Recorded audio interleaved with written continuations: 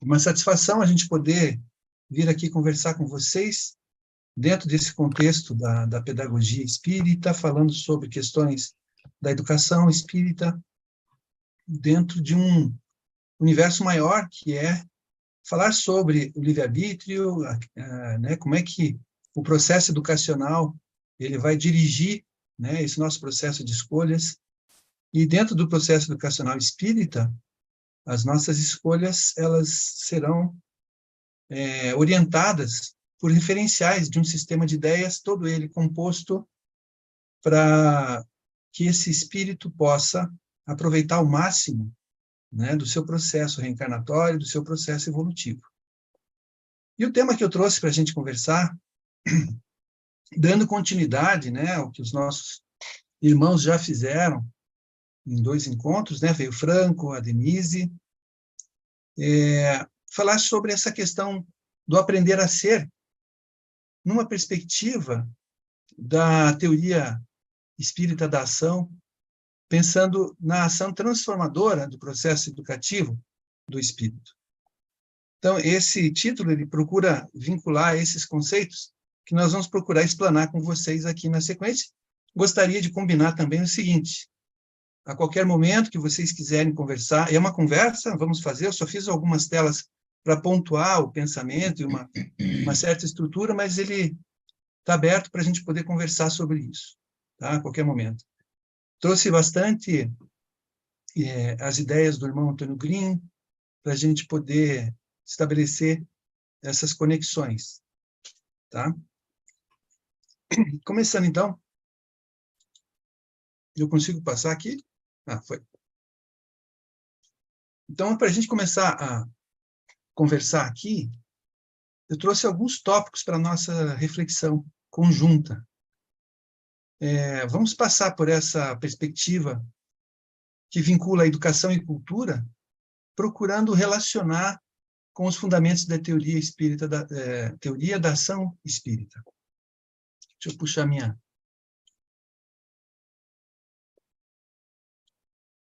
Um segundo tópico, né, todos eles estão interrelacionados, mas só para a gente poder conduzir o nosso pensamento, a gente falar um pouquinho dessa perspectiva construtivista do ensino e da aprendizagem que, dentro das aulas do irmão Antônio Green e do pensamento dele, pensando na educação espírita, sempre esteve presente como uma linha epistemológica, uma linha filosófica, uma linha de construção, inclusive metodológica, para as práticas de condução do próprio exercício mediúnico, mas também da nossa vida, porque a gente sabe que, nessa perspectiva do processo reencarnatório, o nosso currículo é a própria vida, né? E, por último, aqui, buscar levar nosso pensamento a pensar sobre essa ética da caridade como um status fundante da ação transformadora, né? Esse conceito de status fundante, o irmão Green traz, né? Eu peguei bastante elementos do caderno de psicofonia já de 95, ele traz essa ideia que é a condição necessária para a criação, sustentação continuada de ideias, conceitos, valores, linguagens, instituições e estrutura social. Então, o status fundante é esse lugar onde a gente pode fundamentar melhor e onde se cria as condições para a gente poder pensar nessa ética da caridade como algo que direciona a nossa vontade, direciona a nossa ação transformadora.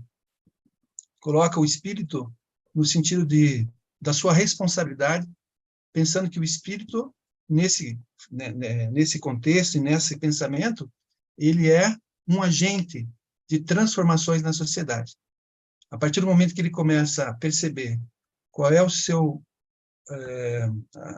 o sentido da sua vida, ele busca uma transformação interior e, pelo processo mediúnico de ser um agente mediúnico, ele acaba sendo um prestador de serviços para a humanidade, né? Então, dentro desse contexto, é que nós vamos refletir.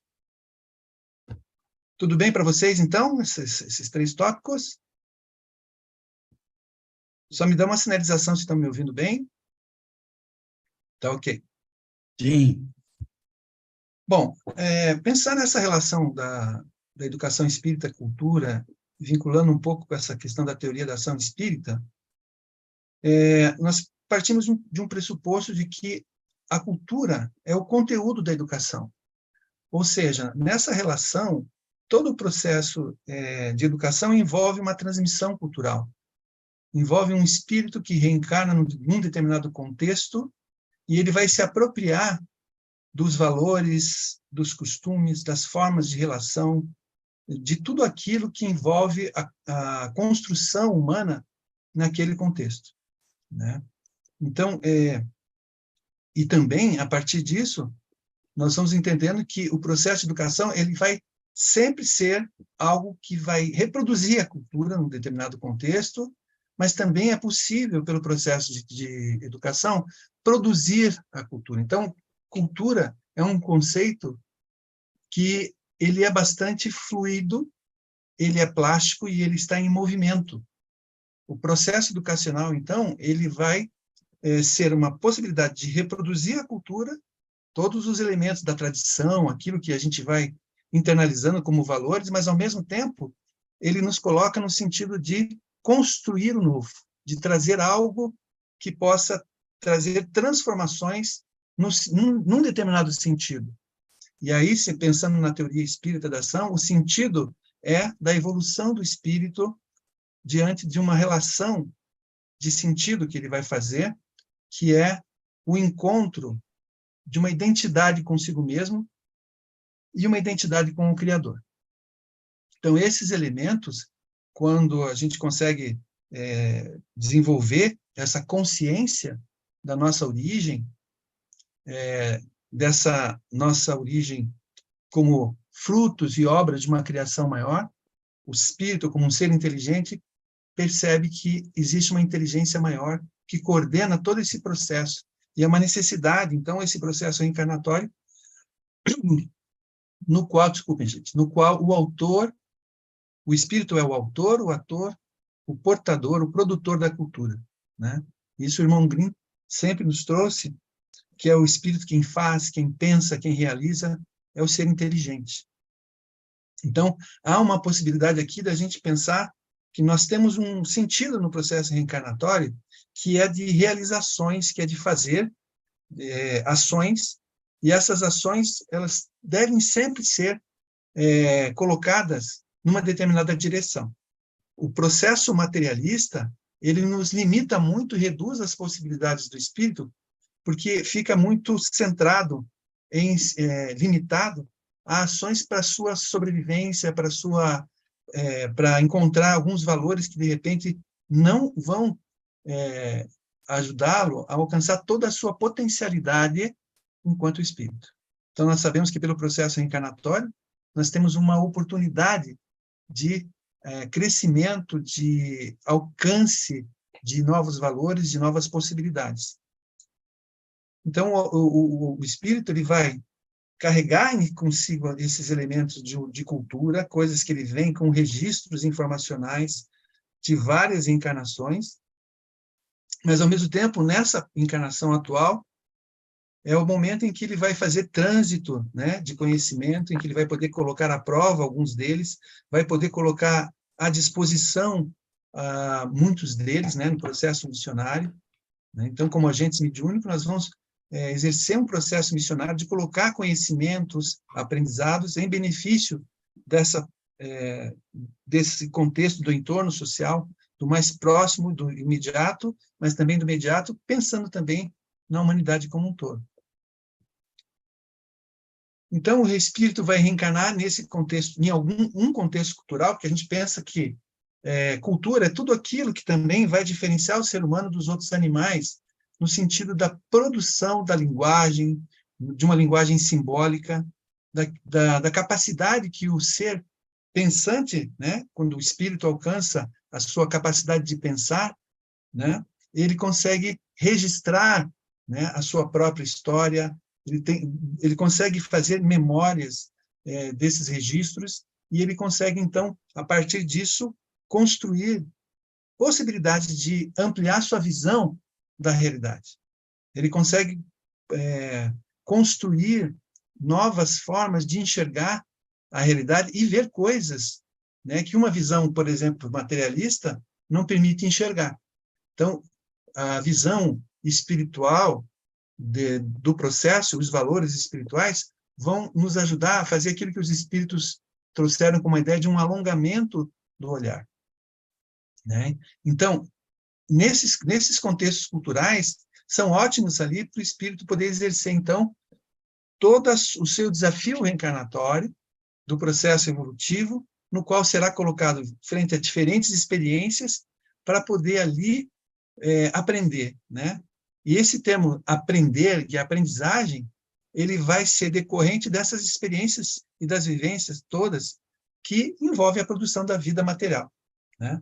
Então, no contexto material, ele vai ter exigências, né, que vão fazê-lo, nós, como espíritos, enxergar algumas necessidades, a importância de suprir essas necessidades nos faz agir no mundo, né?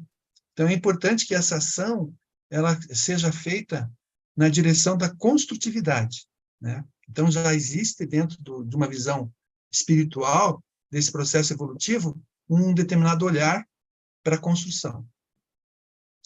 Um dos pressupostos, vamos pensar assim, de um princípio da teoria espírita da ação, é exatamente aquilo que o irmão Grimm muitas vezes nos colocou dentro dessa frase, né? Quem não age, não é. E esse quem não age, não é, agora eu não estou conseguindo chegar lá em cima, né? Para poder ver o que o irmão Grimm disse ali. Então, dentro dessa teoria espírita da ação, vai gradualmente permitindo, né? Que o Davi, espiritismo... desculpe, Davi, eu consegui clicar e puxar os quadradinhos. E aquela parte de cima, Cris, que está aparecendo tudo, vou colocar para baixo, será? A parte de Ela cima vem para baixo. Ela veio para deu? baixo aqui, Tá. beleza. Então, a teoria espírita da ação, dentro do que o irmão Grimm trouxe, então, lá nos cadernos de psicofonia de 1995, lá na página 10 e 11, tem esse trecho em que ele vai traçar esse pressuposto, né, princípio básico da teoria espírita da ação, que é quem não age, não é. Então, a teoria espírita da ação vai gradualmente permitindo que o espiritismo, manifestado através de seus agentes, compreenda a força, a impulsão, a relação da seguinte conceituação: quem não age, não é. Então, agir significa fortalecer a identidade. Então, para que eu seja, né, para que eu possa alcançar a ideia do eu sou, é necessário que eu realize ações e fortaleça essa minha identidade como espírito, que eu me reconheça como esse espírito que não é do tempo, que é da eternidade, que o espírito é obra de um Criador, né? E com ele eu posso fazer identidade também, né? Dentro desse princípio inteligente que sou, eu consigo estabelecer uma conexão com a inteligência suprema. E dentro desse contexto eu vou encontrando, né, os motivos para a ação. Isso que é importante depois. Então, continuando ali com o irmão Grimm, é a pessoa fazendo, querendo, sendo, é o conhecimento, o domínio do comportamento, à luz da própria identidade. Então, a teoria espírita da ação permitirá que, em nível de reflexão, o agente mediúnico alcance o sentido da vontade. Isso é muito importante para nós, porque os espíritos nos colocaram sempre a ideia de que a vontade deve ser educada, né? Então, essa educação da vontade passa por um elemento de sentido, né? Que deve trazer um vetor, uma direção para que essa nossa vontade, que exatamente tem a ver com a consciência de que eu estou na condução e eu posso dirigir o meu processo, né? Exatamente o que vai fazer a diferença em relação aos apenas os instintos que os animais têm. O ser humano, além de... Então, nós também temos os nossos instintos, porque fazemos parte dessa natureza, né? Dessa animalidade. No entanto, nós temos um elemento que é a consciência de si, né? E aí, pelo processo da ação, nós vamos construindo essa consciência cada vez maior, nós podemos, então, imprimir nas nossas ações um determinado sentido de vontade. E aí é que entra o que vem na sequência ali que o irmão Green coloca. Portanto, o seu quadro axiológico, então, todos os seus valores, ficará aberto, ficará alterado, uma vez que a teoria espírita da ação se fundamenta na filosofia espírita, que tem como proposta básica, através do processo da educação espírita, o aprender a ser. Então, essa reflexão, ela traz essa possibilidade de a gente entender que a proposta básica, então, de um processo educacional espírita é colocar no centro esse espírito, essa pessoa encarnada, o espírito encarnado, e o seu objetivo maior no processo evolutivo é aprender a ser. Então, encontrar todas essas referências. Consegui passar aqui o slide. Então, reforçando mais uma vez, a proposta básica da educação espírita é o aprender a ser.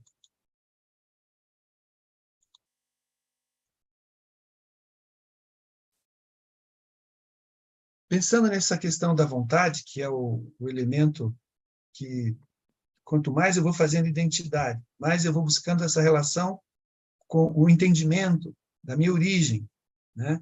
E buscando essa relação com uma inteligência suprema, eu vou encontrando os elementos para construir, né, vontade, ou seja, dirigir a minha ação para a construção, porque quem opera tudo isso é o espírito. Então, a consciência da vontade é sempre operada pelo espírito. Entra no conceito daquilo que os espíritos nos trouxeram, a ideia de um homo volens, né, que está lá no nosso caderno de psicofonia, com a seguinte significação: o homem que tem vontade de escolher aquilo que é. Olha que interessante. Nós podemos escolher aquilo que nós seremos, aquilo que nós somos, por fazer escolhas. Então, entra aqui a ideia do livre-arbítrio, onde nós podemos escolher quem nós somos, quem se é, né? Aquilo que vai ser importante para nós, quais são os valores, aquilo que tem significado. Ou seja, determinar os valores para a sua ação. Então, isso é muito importante. A ação transformadora é uma ação pautada e referenciada em valores, os valores que eu posso escolher. E a doutrina espírita, então, dentro do processo educacional espírita, ela vai nos ajudar a buscar essas referências de valores que são sempre os valores que colocam a defesa da vida, o ser do ser humano no centro desse processo, para poder construir uma mentalidade dentro do planeta Terra que possa gerar uma evolução coletiva também, né? Então, essa perspectiva valorativa é que vai inspirar o espírito a agir diante de valores que ele mesmo pode escolher. Então, o processo educacional é exatamente trazer esse leque de possibilidades de valores que, pensando que o espírito é eterno, ele não é do tempo, ele é da eternidade, ele vai construir, né, um significado para a existência, de, por exemplo, de que não há a morte, né? E se não há a morte, reduz-se totalmente aquela visão materialista a um segundo plano. Então, a gente começa a entender que a vida material é uma necessidade para o processo de construção de conhecimento e aprendizagem do espírito, em busca de valores que são os valores que nos aproximam de uma relação com o Criador. Então, é uma frequência que nós vamos alcançar de conexão com uma linguagem, né, que é a linguagem que expressa, né, a inteligência suprema nesse nosso mundo material, mas que também em todo o cosmos. Pensando nessa questão, então, a gente pode relacionar esse aprender a ser aos 4 pilares lá da educação que foi trabalhado pelo Delors, naquele relatório que foi feito para a Unesco, né? Em que nós temos diferentes dimensões do aprender. E o aprender a ser seria uma delas. Então, dentro daquele documento, a gente percebe que o ser, né, ele tem que ser visto numa complexidade. Então, a gente tem essas dimensões todas interligadas. No aprender a ser, a gente percebe que vamos desenvolver a nossa autorrealização, um desenvolvimento pessoal, isso na fala do Delors, né? Implica em você conhecer as suas emoções, desenvolver habilidades emocionais. Hoje em dia, a gente percebe, sempre foi muito importante, mas depois da pandemia, como é importante as habilidades socioemocionais, né? Tanto nas relações interpessoais, na família, mas também nas empresas, no trabalho. As pessoas desenvolvem muito a sua competência técnica e acabam não desenvolvendo as suas habilidades socioemocionais e acabam gerando muitos desequilíbrios, muitos conflitos dentro dos ambientes, né? Então, a ideia é desenvolver conhecer a si mesmo, conhecer as suas emoções, entender que elas são uma expressão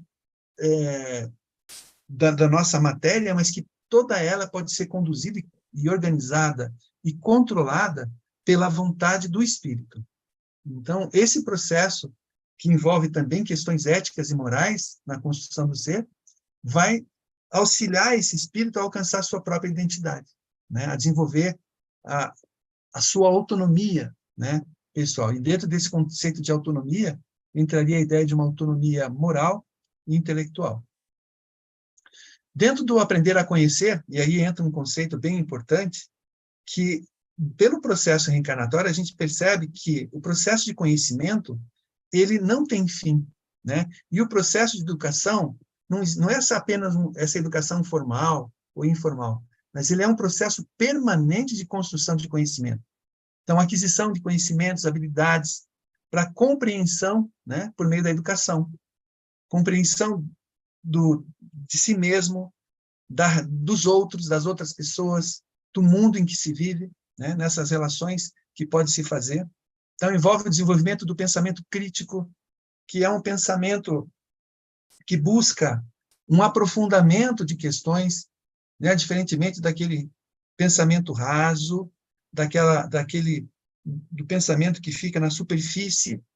A ideia de um pensamento crítico, ele busca elementos, busca estabelecer relações, né, para que a gente possa, então, estabelecer uma curiosidade, que é aquele ímpeto investigativo, né, que todos nós, dentro do processo de educação, principalmente do processo educacional espírita, tantas vezes incentivado pelo irmão Grimm, a ideia de um pensamento curioso, investigativo, a pesquisa, para que nós possamos ter uma capacidade de aprender ao longo da vida e ao longo de todas as existências. Então, a ideia de uma educação permanente que nunca cessa. Dá licença um pouquinho.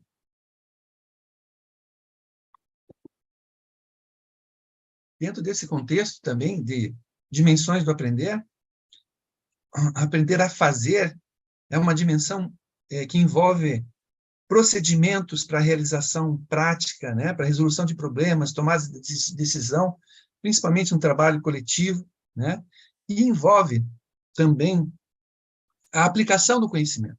Então, o processo da compreensão, né, dos conceitos, eles só serão efetivamente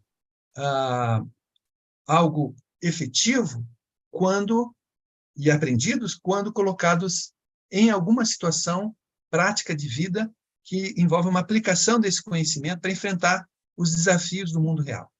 Então, aqui a gente já começa a perceber que não tem como você desvincular uma dimensão da outra, porque elas estão... A gente só separa aqui, né, e o próprio Delors separou, de forma didática, para a gente compreender que tudo isso faz parte do processo da construção do conhecimento e da aprendizagem desse espírito no mundo, né? Mas que eles, de uma perspectiva complexa, tudo isso está acontecendo de forma vinculada. Então, esse caráter procedimental tem a ver com competências para que a gente possa enfrentar situações do cotidiano, né? Então, a competência, pela Base Nacional Comum Curricular, numa das definições de competência, envolve a mobilização desses saberes. Então, é mobilização de conhecimentos conceituais, né, que de forma integrada a habilidades socioemocionais, atitudes, valores, para poder fazer uma composição e resolver alguma situação, problema que nos é colocada pelo cotidiano. Então, dentro desse quadro, entra a outra dimensão, que é a convivência, o aprender a conviver. Nós vivemos em sociedade, né? Nós somos seres sociais. Pelo processo cultural, nós vivemos dentro de sociedades nas quais nós vamos alcançando o nosso potencial de ser. E é muito interessante, até a gente já citou em outras ocasiões, a ideia de que o caldo cultural é que faz com que nós alcancemos a nossa potencialidade enquanto espírito quando estamos reencarnados.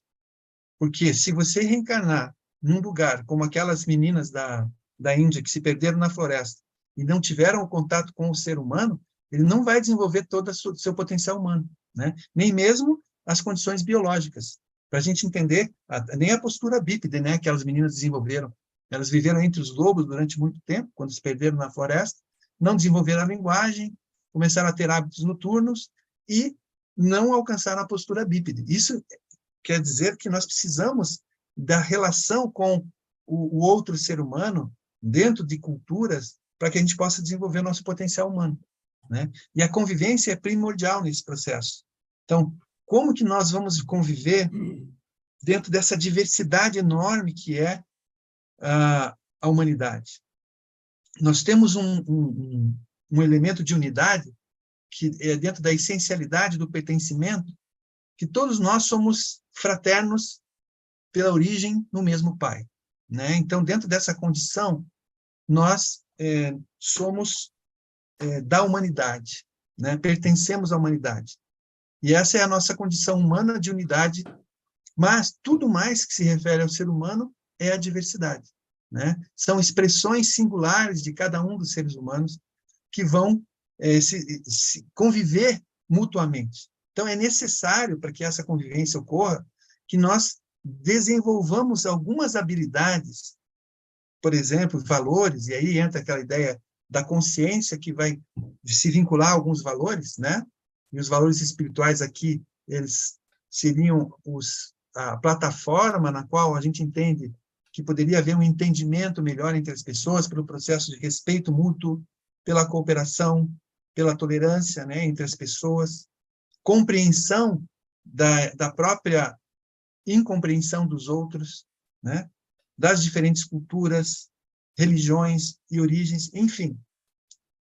Aqui entra uma questão que é viver dentro de uma cidadania global ou buscando uma relação pacífica, né, entre todas as culturas, entre todas as sociedades, porque, afinal de contas, nós rompemos com todas as fronteiras, né?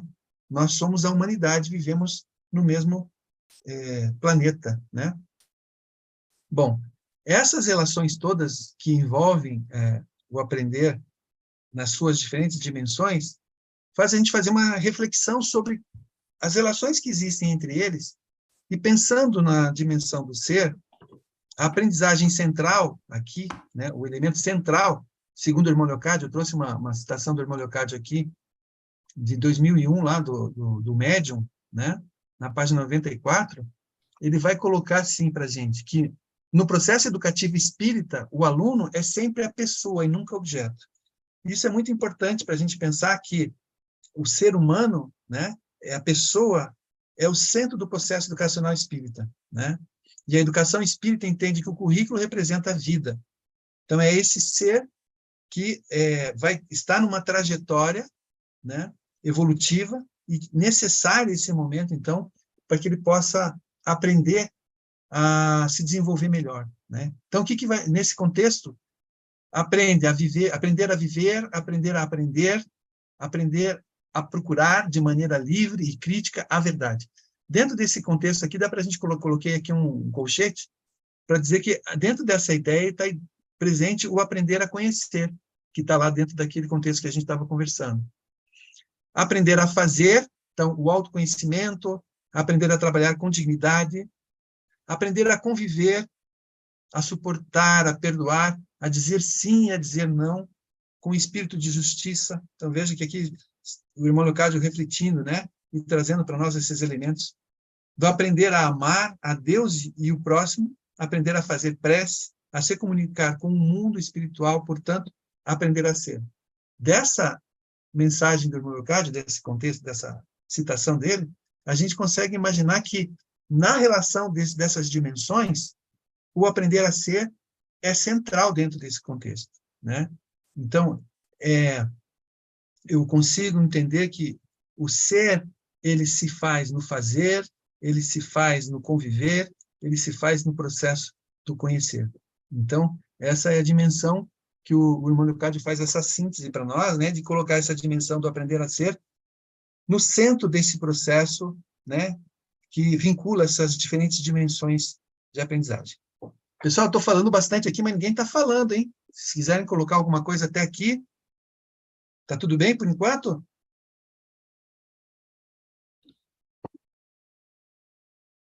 Silêncio? Preferimos falar no final, irmão. Ah, sim. Então, vamos lá. Bom, diante dessas relações que nós fizemos ali, né, das dimensões do aprender, que é central no processo educacional espírita, o aprender a ser, os espíritos nos trazem uma perspectiva construtivista da aprendizagem como uma possibilidade desse processo de aprendizagem acontecer com valores, né, que colocam esse indivíduo, esse sujeito, na ação, né? Então, a epistemologia construtivista é justamente essa abordagem filosófica e também educacional que vai enfatizar o papel ativo do indivíduo na construção do conhecimento e na compreensão do mundo ao seu redor. E aí, o irmão Grimm, ele faz exatamente essa afirmação de que, na perspectiva construtivista, nós não somos vistos, né, dentro do processo reencarnatório, como tábulas rasas, ou seja, começando tudo do zero. Dentro desse processo de construção de conhecimento, o sujeito traz os seus registros informacionais, né, e dentro, então, desse contexto, ele vai fazer linguagem da teoria espírita da ação, que se expressa contextualmente como necessário a cada indivíduo para compreender o significado dele ser ele mesmo em todos os momentos da sua existência. Então, a busca por uma perspectiva construtivista, naquilo que o irmão Grimm traz como reflexão, é entender que nós estamos aqui construindo, né, a nós mesmos o tempo todo, que nós possamos nos alcançar e sermos nós mesmos a cada instante da nossa existência. Tem alguns pressupostos dessa epistemologia, vamos pensar assim, a forma de conhecer construtivista, que a gente poderia ressaltar aqui, né? A ideia da construção do conhecimento, que se dá, então, por essa atividade mental e pelo pensamento crítico. Então, há uma ação que os indivíduos fazem, que não é apenas de receber. Então, se a gente for pensar, a nossa escola a escola tradicional foi muito pautada numa relação de passividade daquele aluno, né? Os indivíduos assim, apenas recebendo informações e acumulando informações, numa perspectiva passiva. A ideia de uma epistemologia construtivismo, como a gente aprende dentro desse processo, já não seria o caso de você ficar passivo, porque ali você apenas estaria absorvendo elementos sem processá-los de forma ativa.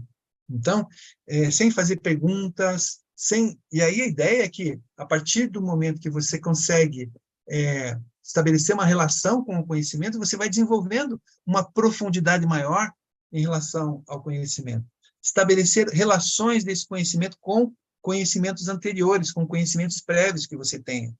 Então, esse é um dos pressupostos de uma perspectiva da aprendizagem construtivista, né? Eu parto daquilo que eu já conheço e, a partir disso, nós vamos ver na sequência ali, a gente consegue ir ampliando as nossas referências justamente no embate com situações que são situações, problemas, né, em que nós somos exigidos a trazer o conhecimento para resolvê-los. Então, a competência é exatamente isso, que você vai buscar os recursos, né, são elementos procedimentais de um fazer, mas que busca os registros, busca a memória, as informações, os conhecimentos necessários que poderão ser usados para resolver aquele problema, né? E aí envolvendo também procedimentos e atitudes dentro desse contexto. Então, um conceito bem importante e central dentro de uma perspectiva construtivista, não só ele, o Piaget, mas muitos outros também teóricos vão falar dessa ideia de construção, mas o Piaget tem esse conceito de assimilação e acomodação, que se a gente for pensar dentro da ideia de evolução, os espíritos nos trouxeram que evolução é igual à adaptação. Todo processo evolutivo é um processo adaptativo. E o Piaget, como biólogo, né, ele exatamente fazia essa visão e trouxe depois até influenciou muito as pedagogias, né, e mesmo com esse processo epistemológico, e como que a gente consegue desenvolver cognitivamente a partir de um processo de assimilação e acomodação do conhecimento. Então, são os nossos esquemas de ação. O Piaget trouxe essa ideia de adaptação como um processo adaptativo que me faz resolver as situações problemáticas do meio por meio de assimilação de novos conhecimentos e acomodação desses conhecimentos a novas estruturas, quando isso não é possível. Então, os dois conceitos-chave de Piaget, eles serão essenciais para essa epistemologia construtivista, exatamente porque no processo de assimilação, ele envolve incorporar essas novas informações ao conhecimento já existente, portanto, a gente sempre parte daquilo que a gente já conhece, até mesmo para que a gente consiga estabelecer sentido e significado para esse conhecimento, diferentemente daquele conhecimento que já vem pronto e acabado, ou imposto, né? Enquanto uma acomodação requer sempre uma adaptação do conhecimento existente para acomodar as informações novas ou conflitantes. Então, sempre quando fica alguma lacuna no conhecimento, eu preciso buscar mais elementos para poder fazer essa adaptação e uma modificação da minha interpretação, do meu comportamento, da forma como eu vejo a realidade. E um dos conceitos principais que os espíritos nos trazem, principalmente o irmão Grimm, dentro dessa mesma linha do Piaget, é que aprender significa sempre modificar o comportamento. Esse conceito é muito importante, porque essa modificação ocorre exatamente nesse embate do sujeito, né, do espírito, diante da realidade que se apresenta para ele e as suas dificuldades, ele buscar elementos para superar aquela dificuldade, né? Então, a ideia construtivista de que os indivíduos vão moldar e ajustar as suas estruturas cognitivas à medida que vão aprendendo, né? E isso se dá bastante na interação social, né? Então, é necessária essa interação com os outros indivíduos, com o ambiente social, que é muito importante para que a gente possa fazer essa construção de conhecimento, para que a gente possa contrapor os pontos de vista, muitas vezes os pontos de vista que são contrários, e aí a resolução dos conflitos é muito importante nesse sentido, como a gente vai ver mais adiante, né? Mas eu trouxe aqui, então, para a gente só aprofundar um pouquinho mais essa ideia de assimilação e acomodação, como é que é na visão do Piaget esse processo cognitivo, né? Então, ele parte do pressuposto de que que a aprendizagem é um processo adaptativo, né? Então, aprender é adaptar-se, e a gente sabe pelo irmão Grimm que adaptar-se é evoluir. Então, isso é muito importante para a gente. Então, todo ser vivo procura manter um estado de equilíbrio, né, dentro desse contexto do seu contexto cognitivo, mas esse equilíbrio, ele não é um equilíbrio estável, ele é um equilíbrio dinâmico, que sempre vai ampliando os referenciais e saltando de um patamar inferior, inicialmente, de conhecimento, de entendimento, para um domínio superior. Basicamente, a gente entender que o processo de construção de conhecimento se dá por uma visão da metáfora de uma espiral, né? Então, nós vamos sempre partindo de uma base, de uma plataforma elementar, num primeiro momento, vamos buscando conhecimentos, interações, e vamos ampliando esses referenciais, e o nosso entendimento vai se ampliando. Então, o processo de adaptação é sempre um processo de busca, de superação de dificuldades, encontrando pelo processo inteligente, e a inteligência está em toda a natureza, nós vamos ver que esses processos de adaptação acontecem na natureza, né? É importante, eu vi aqui, por exemplo, na minha janela, a gente tem uma árvore que dá o caquizeiro, e todo ano a gente vê o ciclo desse caquizeiro. E todo ano é diferente, né? Apesar de ele passar todo ano por processo de cair as folhas, né? Nas estações, a gente está perdendo um pouco disso, né? Tá vendo? O clima está mudando, as estações mudando, mas como eles vão se adaptando, num determinado momento ele vem com as folhas, as lagartas o atacaram, e ficou prejudicado aquele momento. Então, ele ficou todo danificado com aquelas folhas. A gente olhava assim, poxa, mas como ele ficou doído ali, né? Como ficou difícil para esse caquizeiro. Aí, quando passou, caíram as folhas antigas no outono, e agora, com a primavera voltando, como ele voltou revigorado, voltou mais robusto, né? Então, esses processos acontecem em toda a natureza, e acontecem justamente os processos de adaptação pela assimilação, que, dentro do processo cognitivo, envolve a incorporação pelo sujeito de elementos, né, do mundo exterior às suas estruturas internas. Isso é muito importante, porque o mundo exterior ele vai nos trazer os estímulos, vai nos trazer os elementos que nós vamos internalizar as nossas estruturas que nós já temos, né? E esses elementos vão agir sobre, e o próprio sujeito vai agir sobre esses elementos do mundo exterior, aplicando as suas experiências anteriores ou seus esquemas de ação, seus registros informacionais que ele já tem, né? Por exemplo, se a gente for pensar na criança, ela tem já um esquema, por exemplo, que é de agarrar e usar esse esquema para pegar um novo brinquedo, por exemplo. Então, ela está assimilando uma nova experiência ao esquema existente, do agarrar, que ela já tem. Então, ela pega um brinquedo novo, ela já tem lá os seus esquemas de brinquedo, e ela vai simplesmente assimilar isso com esse novo brinquedo, né? Mas pode acontecer de que desse processo não acontecer de forma... Ele não tem as referências para fazer essa integração, e aí vai ser acionado imediatamente um processo de acomodação, que é quando o sujeito ele vai se modificar a fim de se ajustar. Então, aí que vem o processo da adaptação, né? Dessa plasticidade, dessa modificabilidade. Por isso que aprender a modificar o comportamento, porque nós vamos ajustar, né, essas diferenças impostas pelo meio e pelo objeto para poder realizar. Então, entra como um novo esquema de ação para nós. Então, as informações entram, nós vamos associar, primeiramente, aos nossos processos de assimilação ao que nós já temos. Se não encontramos as referências nos nossos esquemas de ação, nós vamos acionar o processo de acomodação, que é de modificar as estruturas que já são existentes para que a gente possa incluir aquele elemento. Nesse mesmo exemplo da criança, né, no seu esquema de agarrar, então não vai funcionar para pegar um objeto muito grande. Então, ela vai, então, modificar o esquema para acomodar essa nova situação. Se o objeto, ela estava só com o esquema de agarrar objetos pequenos, surge um objeto maior, que modificações que eu tenho que fazer no meu comportamento, na minha forma de segurar e pegar, que vai ser nova dentro desse processo. Interessante pensar que esses dois instrumentos, mecanismos, né, do processo de aprendizagem e de adaptação, eles estão sempre num processo de equilíbrio, né? A ideia de equilibração. E dá para entender que tudo é ação, né, gente? É o processo de adaptação, assimilação. Sempre nós temos a raiz da ação envolvida nesse processo. Por isso que quem não age, não vai realmente desenvolver todo o seu potencial de ser. Então, os processos de assimilação e acomodação sempre estão em equilíbrio, né? E equilíbrio móvel, justamente pelaquela ideia inicial que eu coloquei para a gente, né?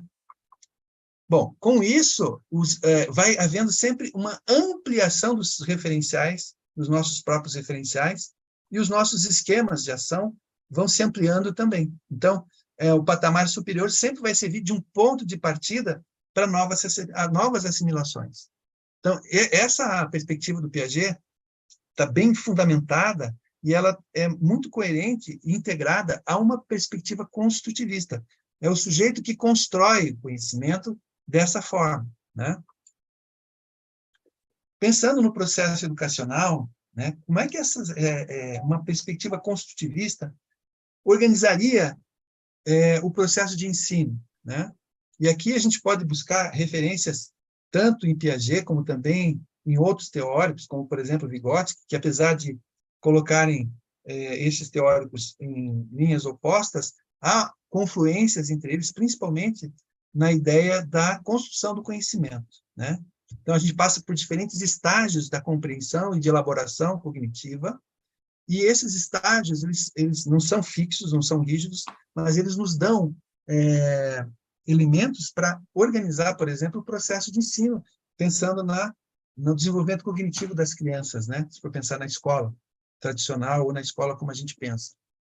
Então, o Vygotsky, por exemplo, ele trabalha com um conceito que envolve a zona de desenvolvimento proximal, né? Esse conceito também vai estar presente aqui quando eu for explanar um pouquinho esses processos aqui. Então, contar com as contribuições e os conhecimentos dos educandos, sempre no processo de ensino, pensando na organização do exercício mediúnico, como coordenadores, né, na estruturação do trabalho, no planejamento, nós precisamos pensar sempre no início das atividades, durante a realização, para que a gente possa fazer aquela relação dos conhecimentos prévios com os conhecimentos que vão ser trabalhados, justamente para que a gente possa construir o conhecimento de forma significativa. A todo momento, vocês estão aí me ouvindo, mas estão estabelecendo as relações com todos os conhecimentos anteriores que vocês já tiveram em relação a esses assuntos que nós estamos trazendo, né? Então, isso é muito importante para que se estabeleça no processo de aprendizagem sentido, né? E significado para aquilo que vai ser trabalhado. Então, ajudar os educandos a encontrar sentido no que estão fazendo. Então, para que conheçam o que têm que fazer, sintam que podem fazê-lo e que é interessante fazê-lo. Então, para estimular o processo de aprendizagem, né, dentro de uma visão construtivista, é importante dar a entender, né, e aí a escola foi pródiga, muitas vezes, em tolher, né, esses indivíduos, que ele é capaz de fazer, dentro do seu próprio ritmo. Então, cada ser tem uma singularidade. Então, se a gente percebe que nós somos todos iguais dentro da essencialidade do pertencimento, existe uma irredutibilidade do singular, que cada um é uma singularidade, expressa a sua humanidade, né, de uma forma muito particular, com diferentes ritmos de aprendizagem. Então, é muito importante que a gente tenha essa visão, para que a gente possa entender que nem todos vão alcançar ao mesmo tempo. E o próprio processo reencarnatório é uma diversidade de ritmos, né?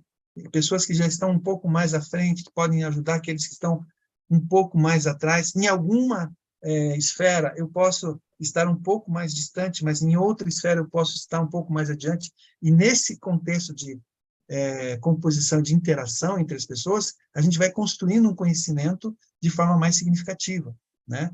Estabelecendo metas, por exemplo, que seja ao alcance das pessoas.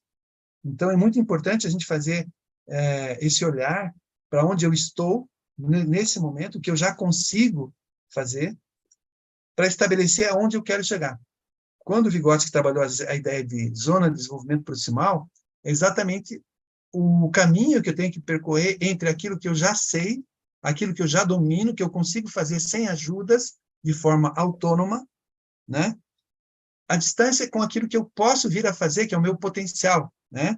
Aquilo que são os objetivos daí, as metas que eu posso colocar. Então, aquilo que eu não domino sozinho, que eu ainda preciso de ajuda, que eu preciso de mais ancoragens, mais conceitos, mais elementos, exatamente aqui que entra o processo de acomodação, né, do Piaget. É quando você não consegue integrar todo o conhecimento nas suas estruturas anteriores. Há necessidade de você buscar novos elementos, e é importante que você tenha, nesse primeiro momento, condições de entender que é possível, com esforço e com ajuda, que você chegue num patamar daquele potencial sozinho depois, né? Com exercícios, com processos de aplicação do conhecimento em diferentes contextos, até mesmo para a gente entender que aquilo foi compreendido, né? Então, resolvendo situações dentro desse contexto de alcançar toda a sua potencialidade, né? No processo de ensino, é muito importante, nas relações entre as pessoas, e não só na escola, pensando na vida como um todo, né? Na escola isso fica mais sistematizado, mais organizado, é a ideia de que todo o processo de ensino, e todos nós somos educandos e educadores, então nós vamos precisar também do auxílio de alguém em algum momento, mas nós podemos prestar auxílio em outros momentos. Então, no processo de construção do educando, né, a gente tem que oferecer essas ajudas para que hajam os progressos, né, e que ele possa enfrentar os obstáculos com os quais se depara, de forma a entender que é possível superá-los, como a gente viu no tópico anterior. O que é importante também dentro desse contexto, né? Que nós possamos promover essa atitude, essa atividade. Então, se não há passividade, há sempre um processo ativo de construção do conhecimento que envolve uma ação autoestruturante, né? E essa ação vai permitir estabelecer relações entre esse conhecimento novo com o conhecimento que eu já tinha, então, que vai possibilitar atribuir significado no maior grau possível.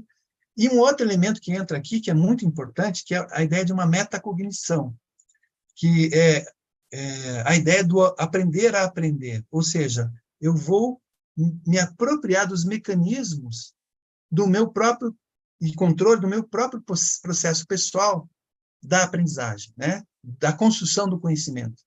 Então, como é que eu controlo, como é que eu entendo que esses conhecimentos, eu sei exatamente o que está faltando, quais são as lacunas, dentro de um processo de autonomia, né? Então, durante o processo de aprendizagem, eu posso fazer essa autoavaliação do meu processo, entender aonde que está sendo positivo o encaminhamento e da maneira como estou fazendo, né? Aqui pode entrar muito a questão dos erros, né? Na construção do conhecimento, e é interessante a gente pensar no erro não como algo danoso ao processo. O erro ele acaba sendo necessário para que construção do acerto. Dentro dessa visão construtivista, e mesmo no processo evolutivo, nós sabemos que estamos passando aqui por diferentes experiências, em algum momento a gente pode errar, né?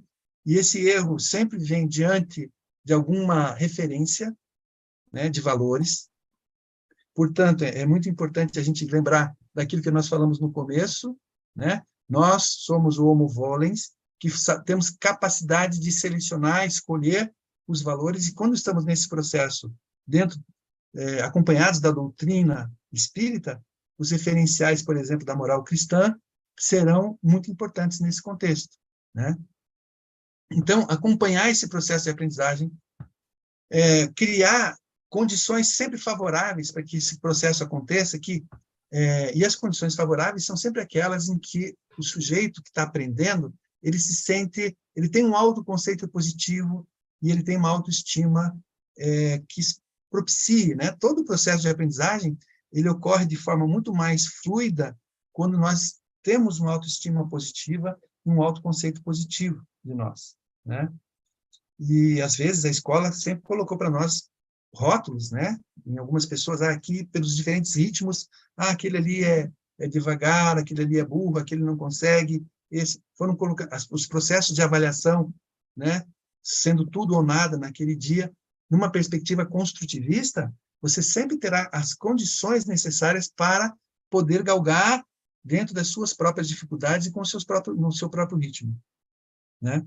Sempre o objetivo principal do processo de aprendizagem e do processo de ensino é levar esse sujeito da aprendizagem a realizar os seus processos de forma autônoma, né? Então, ele vai sempre buscar aprender a aprender, desenvolver mecanismos para poder enxergar nas diferentes situações quais são os recursos que ele precisa, aonde que ele pode encontrar. Hoje nós temos, por exemplo, a internet, nós temos aí muita informação. A Denise estava falando na sua palestra sobre a diferença entre o conhecimento e a sabedoria, né? Nós temos muita informação e o conhecimento processado, porém, a sabedoria é como que nós vamos aplicar e utilizar esse conhecimento de forma inteligente, de forma que seja favorável ao nosso processo evolutivo e ao processo evolutivo da comunidade onde estou inserido e também do planeta. Nós começamos a falar aqui desses elementos que envolvem construção de uma mentalidade, né? E aí a doutrina espírita vai sempre trabalhar nessa ideia de que o processo reencarnatório e o processo educacional, pensando na evolução, ele sempre vai buscar gerar mentalidade para que nós tenhamos uma cultura, né, que possa ter frequência que favoreça reencarnes de pontuais, de espíritos cada vez com mais possibilidades, e aí a gente pode ir gradativamente também transformando, e aí vem a ação transformadora, né? Pela mudança de mentalidade, né? Transformando esse mundo no qual a gente vive, né? Para um mundo melhor. Nós vamos até que horas aqui, gente? Até as 4? É 1 hora para a exposição, até às 17, e 30 minutos para perguntas e considerações. Nós já estamos agora, que horas? 17? É isso, Rui? Isso, 17 horas agora. Eu vou passar isso aqui para a gente poder só vincular que a parte final, que é exatamente pensando nos valores, né? Nessa nossa mudança de mentalidade, a ideia de uma ação transformadora que está bem dentro daquela máxima, né? Que fora da caridade não há evolução. Vinculando os referenciais da moral cristã como as referências para uma ação transformadora.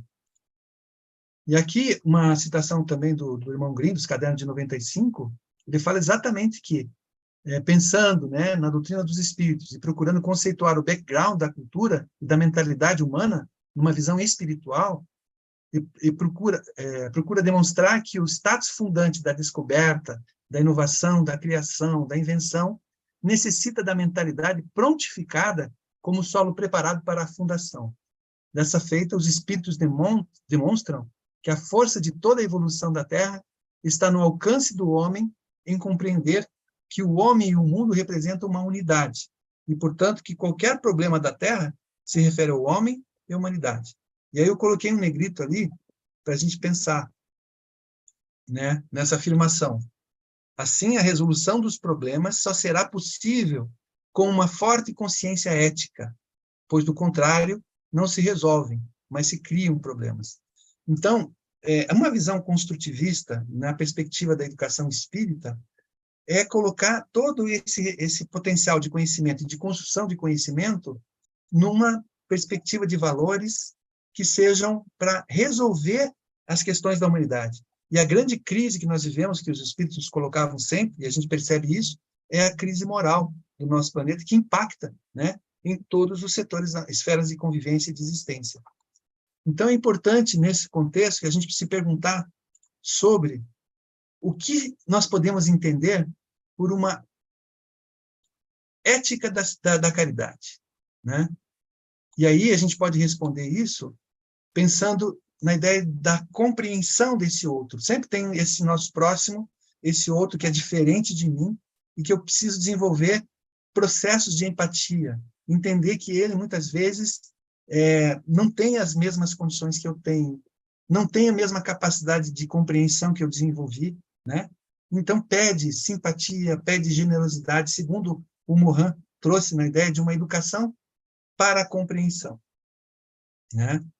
E aí, educar para a compreensão é também uma ética de caridade, na ética da caridade, educar para a diversidade, né? Que envolve compreender as pessoas, né? Educar para a diversidade exige ensinar a compreensão entre as pessoas como condição e garantia da solidariedade intelectual e moral da humanidade. Então, sermos solidários envolve compreender essa diversidade, compreender que cada ser exerce a sua singularidade, mas que cada um, pela essencialidade do pertencimento, é irmanado a nós. Então, construir esse mundo melhor passa por esse entendimento, né? Por essa compreensão. Então, toda a nossa força de entendimento vai nessa direção. Tá?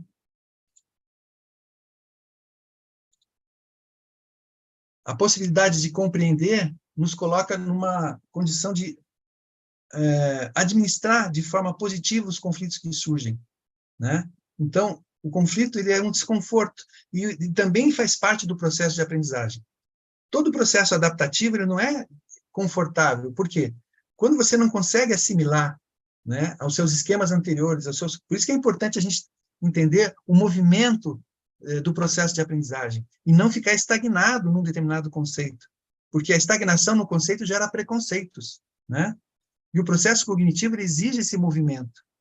Então, muitas vezes, a gente fica desconfortável, a gente sai da nossa zona de conforto quando entram elementos novos para nós. E aí, a aprendizagem, ela exige que a gente faça um movimento para trazer novos dados, elementos novos, um novo olhar, uma nova possibilidade para acomodar isso, internalizar como um novo esquema de ação. Então, sair do conflito é exatamente lidar com essas divergências de forma autônoma, pacífica e solidária. Então, desenvolver o valor da caridade é exatamente essa compreensão, essa possibilidade de dialogar para resolver as situações conflituosas, porque dentro da diversidade, né, nós precisamos perceber que cada um, dentro da sua perspectiva, está defendendo um ponto de vista que acha verdadeiro. Então, dentro dessa ideia, nós precisamos buscar pontos de convergência que saiam, que mobilizem as pessoas, que saiam desses pontos, né, fixos, rígidos, e possam buscar um ponto alternativo, uma terceira possibilidade, né? Então, é pelo diálogo, pela participação ativa e orientada por valores baseados na solidariedade, na justiça e na igualdade, que essa ética da caridade nos ajuda a fazer o enfrentamento dos conflitos, para eliminar situações de desigualdades, de acesso aos bens materiais e imateriais de toda a sociedade, da humanidade, valorizar e fomentar a cultura da paz, né, e o combate a toda e qualquer forma de violência, preconceito e discriminação. Então, a ética da caridade, ela amplia nosso referencial, né? Lá do Evangelho, nós podemos buscar, lá no trecho do Homem de Bem, do Evangelho, no elemento 3 e 4, ele já traz essa possibilidade, né? A construção de um caminho para ser o homem e a mulher de bem. Então, é aquele que vai praticar em toda a sua extensão a lei de justiça, amor e caridade, né? Vai sempre se interrogar, fazer autoavaliação para ver se ele está, de alguma forma, quebrando com esses valores, né, nos seus próprios atos, se está violando essa lei, né, se cometeu o mal, se fez todo o bem que podia, se deixou escapar voluntariamente alguma ocasião de ser útil, se ninguém tem o que se queixar dele, enfim, trabalhando com esses elementos, ele vai se tornar um agente mediúnico, né, que é aquele que se coloca como um prestador de serviço à humanidade. Então, o médium, como agente mediúnico, ele é agente da ética da caridade. Por quê? Ele é benevolente, ele sente prazer e vontade, e coloca toda a sua vontade canalizada em fazer o bem, inclusive fazendo renúncias voluntárias em relação a coisas que poderiam, de uma visão materialista, ser de mais bem, melhor proveitosas para ele, né? De pensar em si. Consola, ajuda, enaltece as qualidades do próximo, é um prestador de serviços, é indulgente, perdoa, esquece as ofensas. Olha que movimento importante de aprendizado, somente essa ideia de você perdoar e esquecer ofensas, né? Se a gente tem esse valor, por exemplo, do perdão conosco, que faz parte da moral cristã, isso é um movimento de aprendizagem para a mudança de mentalidade desse planeta, né? Então, Jesus ele foi um pontual transformador, ele trouxe uma ação transformadora e trouxe lições para que a gente pudesse fazer esse exercício. Então, não alimentar o ódio, o rancor e o sentimento de vingança, que tem a ver com os processos emocionais mais arcaicos nossos e que são instintivos e, portanto, precisam do olhar da nossa vontade enquanto espíritos inteligentes que vão controlar esse processo. Não procura e nem evidencia os defeitos no próximo, respeita as diferenças, promove a equidade.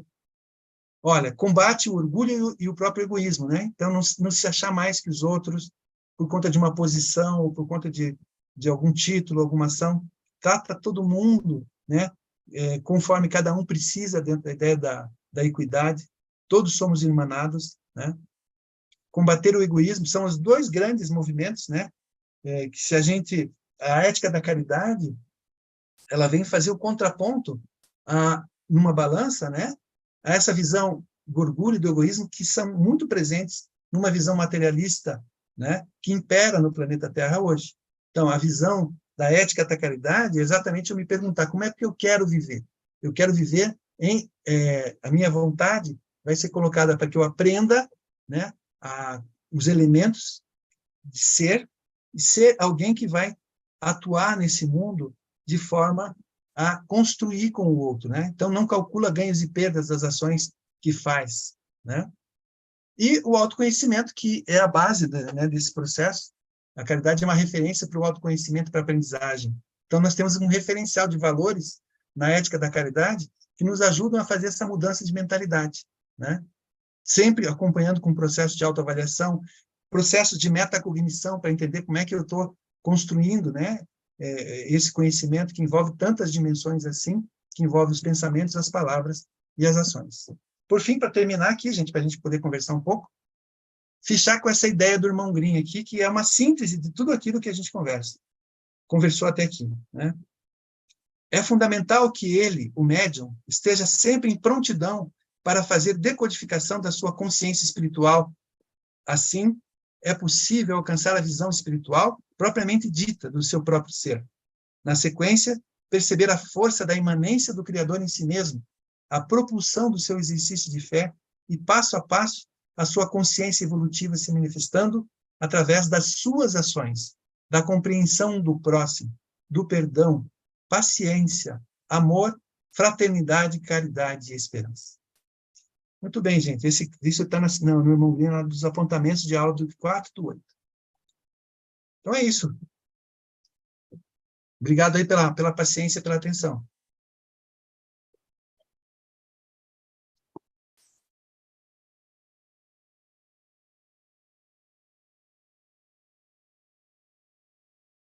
Aberto para perguntas e considerações.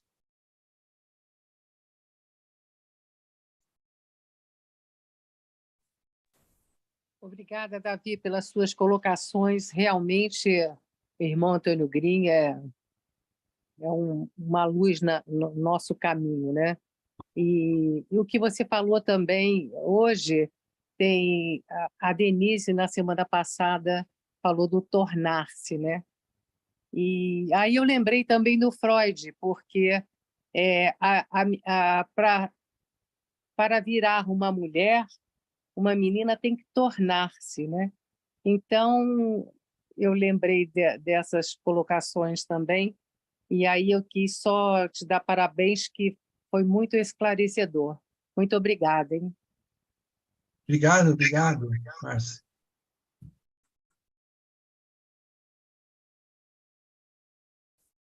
Diogo? Olá, boa tarde, professor, boa tarde a todos. Eu tenho a seguinte pergunta.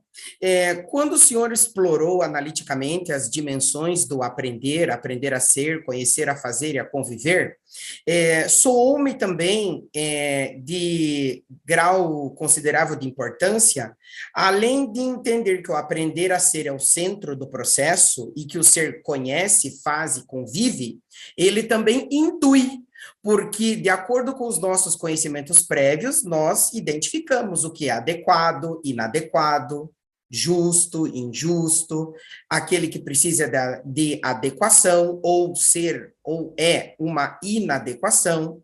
Então, a minha pergunta é, como que o senhor classifica o conceito de intuição diante das dimensões do aprender e aonde que ele é inserido nesse processo todo da pedagogia espírita enquanto composição do ser?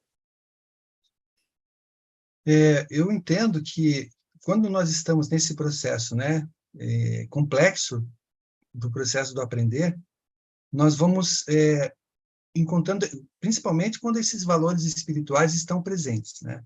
Os valores, por exemplo, de colocar o outro dentro do processo, entender que esse outro é fundamental na relação. E eu vou começando a estabelecer relação com a natureza, comigo mesmo, com o Criador, porque essa dimensão de aprendizagem acontece, principalmente quando a gente está dentro de uma visão espiritual, com leituras possíveis, que não estão, muitas vezes, colocadas de imediato, no primeiro contato, né? O processo intuitivo é uma leitura que nós fazemos de uma forma imediata, sem muita análise, sem muita estruturação. É algo que já vem de um processo de comunicação e leitura, que tudo está informando e comunicando dentro desse contexto, né, no qual a gente está inserido.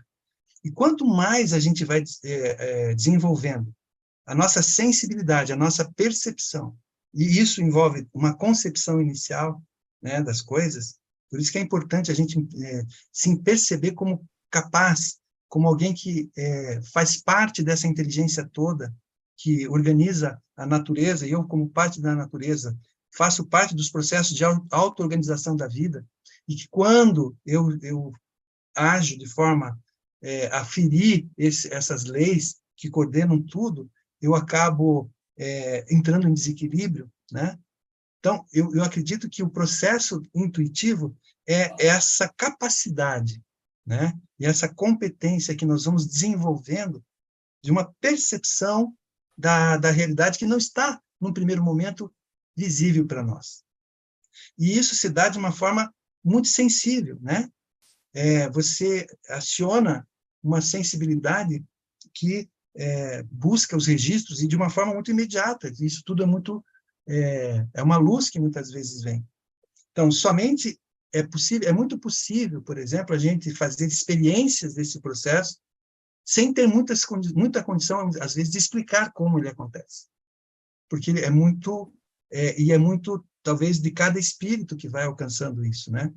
Os processos de comunicação, aonde que ele encontrou aquela informação naquele momento, né? E é claro que a gente pode ser intuído na rede, né? Então, nós estamos numa rede, nós não podemos esquecer que estamos em redes. E nessas redes nós também estamos em processos de ajuda mútua e de composição.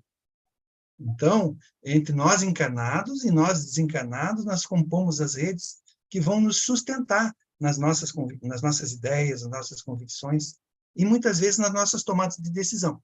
Até mesmo para enxergar, talvez, elementos ali naquela situação, como médiums, nós podemos, e como agentes mediúnicos, muitas vezes nós vamos ser intuídos a agir de determinada forma, a trazer o assunto de uma determinada maneira, olhar para aquelas pessoas de uma forma mais acolhedora, né? Então, esse processo da intuição está muito inerente a todas essas dimensões de aprender, né? Porque é o ser na sua potencialidade, que é central, e nessas conexões que ele faz com as diferentes dimensões, então, convivendo na diversidade, realizando ações, procedimentos, resolvendo problemas, tomando iniciativa, né? Ele vai conseguindo, então, elementos para exatamente usar esse processo intuitivo em momentos oportunos, quando se fizer necessário, né? Obrigado. Tá certo. Mais alguém, gente?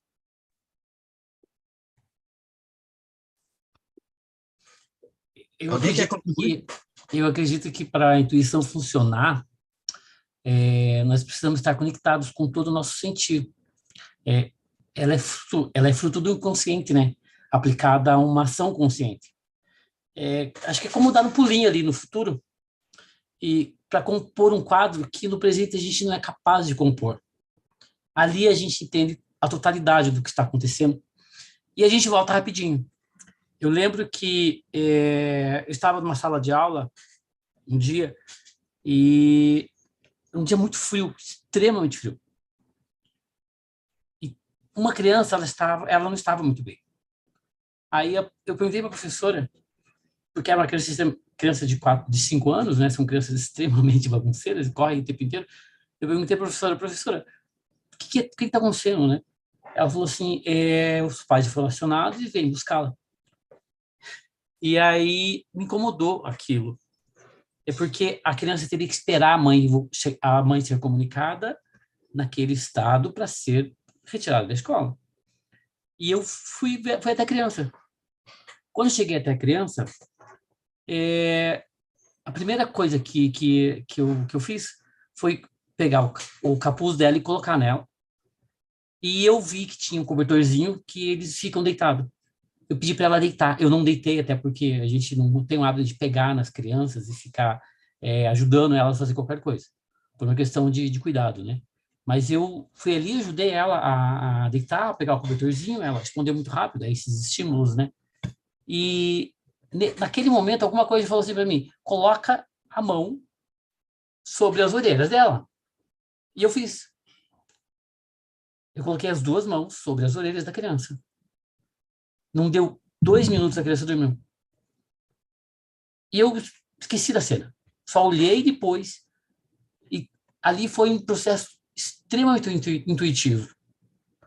Porque eu consegui compor uma realidade que eu não tinha alcance naquele momento. E todas as faculdades que eu não sei se alcancei ou não, eu me propus a utilizar. Então, a intuição é muito importante nesse processo educativo do próprio ser. Então, eu achei muito válido toda a sua ilustração. Mas quando a gente não conhece, a gente faz de forma inconsciente, né? Obrigado por tudo que você trouxe. Imagina, Laura, eu que agradeço a tua colocação. A gente que trabalha com criança, né? O tempo todo, né? A gente tem que estar bem alerta, né? Principalmente com a relação aos cuidados.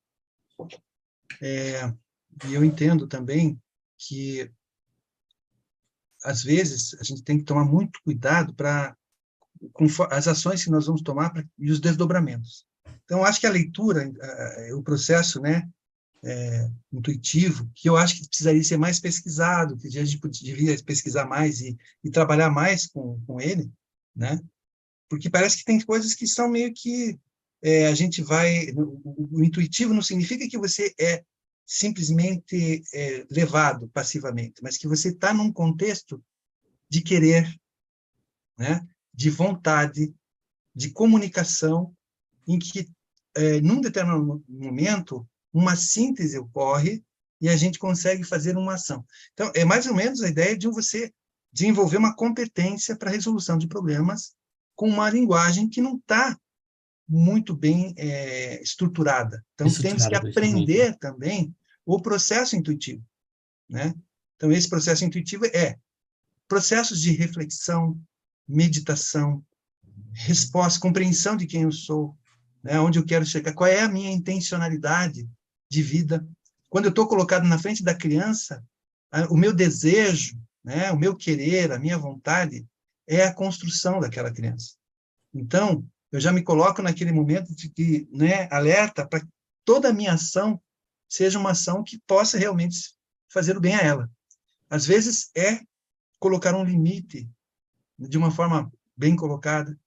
Às vezes é olhar para ela, falar sempre no mesmo tom, respeitando até o dia que ela vem e fala para você alguma coisa que você precisava ouvir para ajudá-la mais um pouco, né?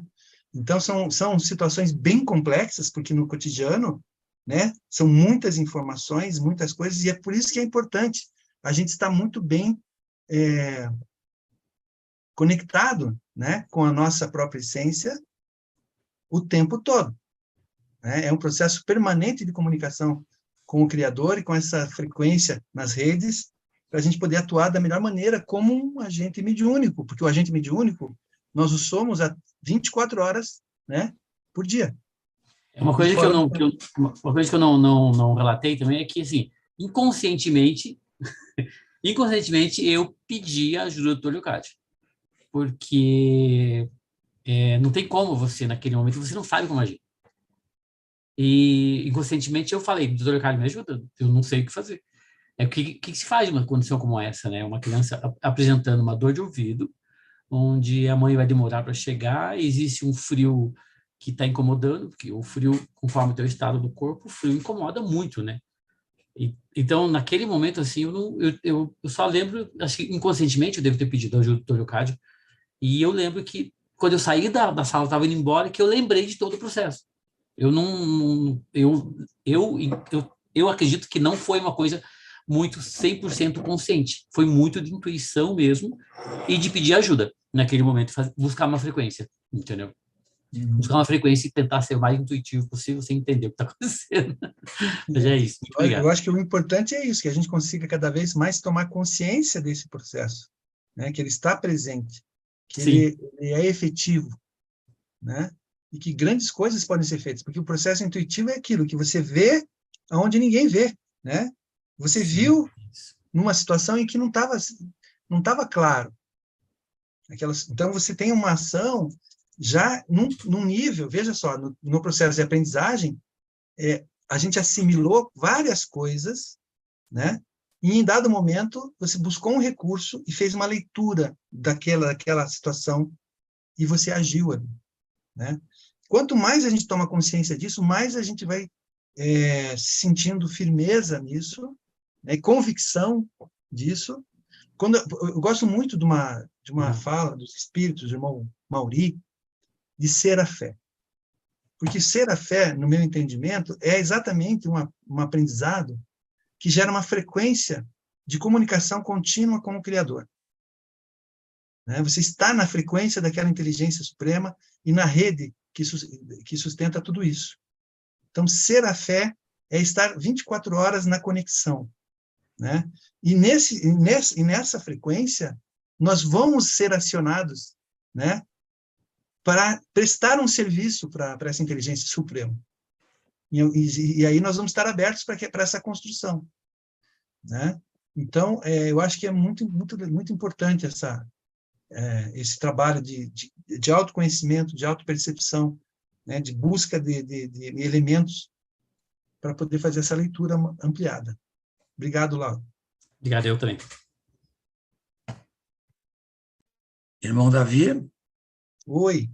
Oi, Gilson. Oi, tudo bem? Tudo bem. Meu caro irmão, em primeiro lugar, gostaria de parabenizá-lo pela excelente exposição, né? E pelo seu tempo aí dedicado ao nosso aprendizado, e principalmente na transmissão desses importantes valores para nós aprendermos a ser, né? E dentro disso, me chamou a atenção ali na parte da benevolência e da indulgência, né? Entre outras coisas importantes. Assim, eu sempre procuro trazer isso ao nosso convívio atual, na sociedade atual, né? Nós não podemos viver na utopia, né? Então, por exemplo, nós não somos um grupo grande onde a gente pode aplicar isso de maneira assim livre, né? Nós temos impedimentos, nós temos leis, nós temos ideologias impostas, aí nós temos grupos políticos, né? Nós temos muito disso, né? Nós temos supremacia aí de governos, da justiça, nós temos imposições, e me preocupa o seguinte, né? Essa questão agora assim de perdoar e esquecer ofensas, não alimentar ódio, rancor, sentimento de vingança, enfim, apenas usando as mesmas palavras que a sua, mas assim, ó, qual o limite, né? Nem sempre nós podemos atuar na sociedade assim, simplesmente aceitando a diversidade tal como ela é. Nós temos, muitas vezes, agrupamentos de pessoas, ideologias, partidos políticos impondo ideologias para nós aceitarmos. E torna-se difícil nós não conflitarmos com a outra parte, né? Então, aí sempre vem aqui, e não é uma pergunta para você, esse não é o objetivo, né? É só para a gente poder refletir até que ponto que nós devemos ser tolerantes, sabe, e indulgentes para com isso, e até que ponto nós somamos e construímos, sabe, dentro da diversidade, quando aparecem as imposições, né? Era essa a minha observação, sabe? Poxa vida, que colocação importante, viu, Gilson?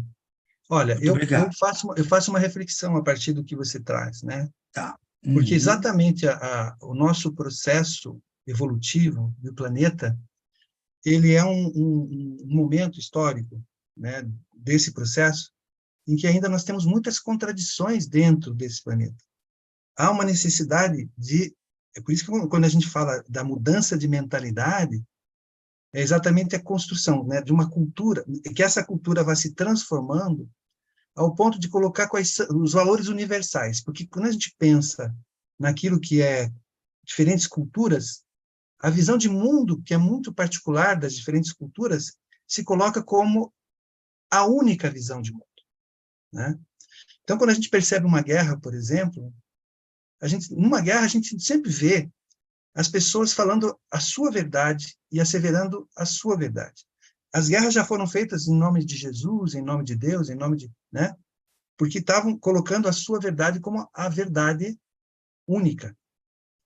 Então, a questão do exercício do aprendizado, e aí a palavra exercício é muito importante, porque é exatamente a gente fazer a mudança da mentalidade nas situações de conflito. Então, o conflito tem um elemento pedagógico quando, e somente quando, há uma predisposição para o conhecimento, para uma abertura para o conhecimento. Porque a gente tem uma análise de que os processos preconceituosos, eles são muito diferentes dos processos que envolvem os conhecimentos prévios ou pré-conceitos. Então, o pré-conceito, ele é favorável à mudança de comportamento, porque ele sempre está colocado naquela dimensão do aprender. Porque entra elemento novo, a gente vai buscar as referências que nós temos para tentar assimilar aquilo. Quando não o temos, vamos buscar pesquisar, encontrar elementos para fazer uma acomodação e modificar uma visão. Então, o preconceito, ele quer modificar um comportamento, ele é plástico. O preconceito, ele é rígido, estático, ele não quer mudar esse ponto de vista. Então, a primeira reflexão que eu faço é: todo conflito, do ponto de vista pedagógico, nos exige um movimento para sairmos da situação de conforto. E muitas vezes, necessariamente, vai ser possível ter que olhar para esse outro ponto e articular com o meu ponto de vista. Se os dois que estão envolvidos nesse processo de aprendizagem estiverem dispostos a saírem dos seus pontos rígidos e buscarem o movimento da aprendizagem, é buscar um ponto de convergência. Então, a gente pensar que no convívio com a diversidade, nós vamos encontrar muitos pontos de conflito exatamente por todas essas questões que você me trouxe.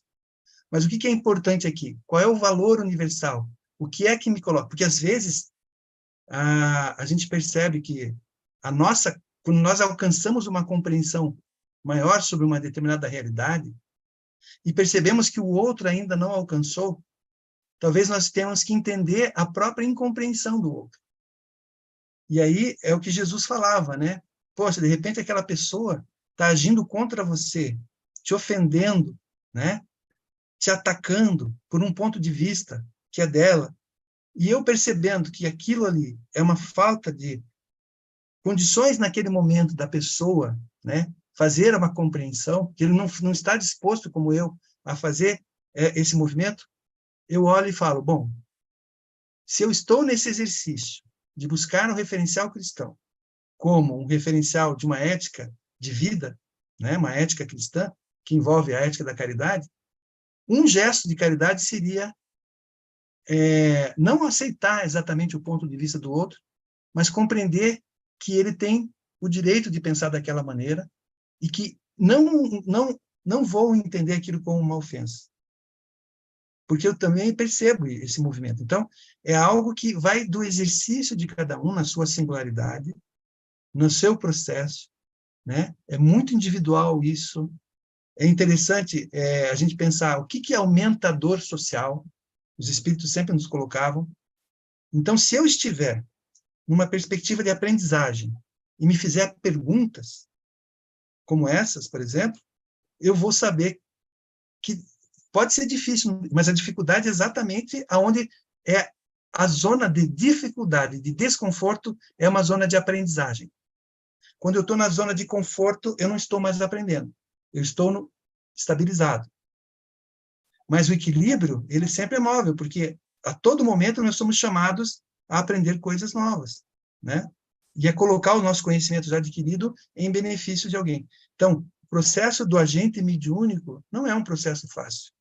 Normalmente, as pessoas que buscaram a construtividade social eles sofreram muito pelas suas convicções. Veja o caso de Jesus, veja o caso de Gandhi, pessoas que buscavam uma outra forma de interação social que não pela violência, que era pela construção do perdão, né? Que é exatamente esse movimento que nós não estamos, nesse atual estágio da humanidade, há um chamamento mesmo para a mudança dessa mentalidade. Então, nós estamos em dificuldade porque é um momento de aprendizado muito forte da humanidade, né? Que é exatamente fazer um movimento de construção pelo amor, pela caridade, por um sentimento. E é claro que isso também tem níveis, né? A gente pode entender caridade, por exemplo, no primeiro momento, somente dar coisas materiais para alguém. Mas a caridade, no sentido mais amplo, pode ser, poxa, ali tem uma pessoa que pensa diferente. Ela deve ter uma convicção. Será que eu consigo dialogar e construir com essa pessoa alguma coisa? Aonde convergimos? Ao invés de ver aonde divergimos, aonde convergimos? Então, eu acho que isso são situações que nos colocam diante de desafios, né? E o processo de aprendizagem, ele ocorre muito na situação do desafio. E o processo reencarnatório, ele é um processo de aprendizagem, de justiça, para a gente realmente enfrentar os nossos desafios.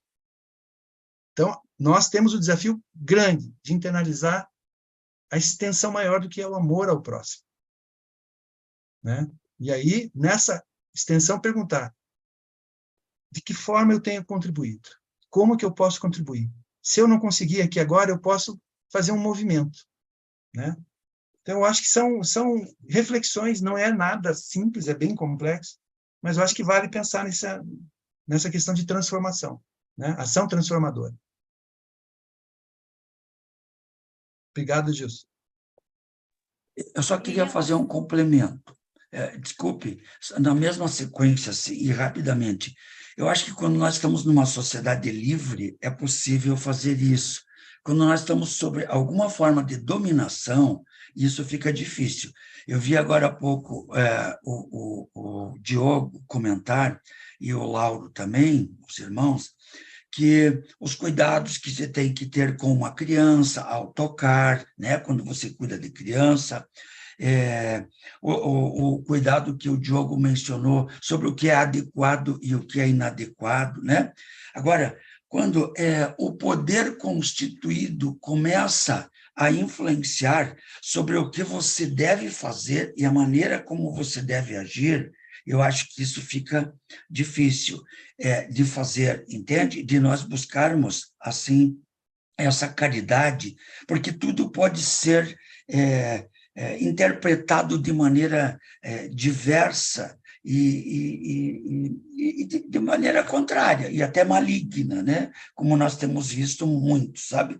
Então, assim, eu sempre que posso faço essas observações na nossa convivência social, e eu acho que o espiritismo tem que estar bastante próximo também do poder, para a gente ter condições de, lá de cima, né, também influenciar as classes através das leis e dos costumes. Era isso. Desculpe a próxima irmã que eu acabei interrompendo aí.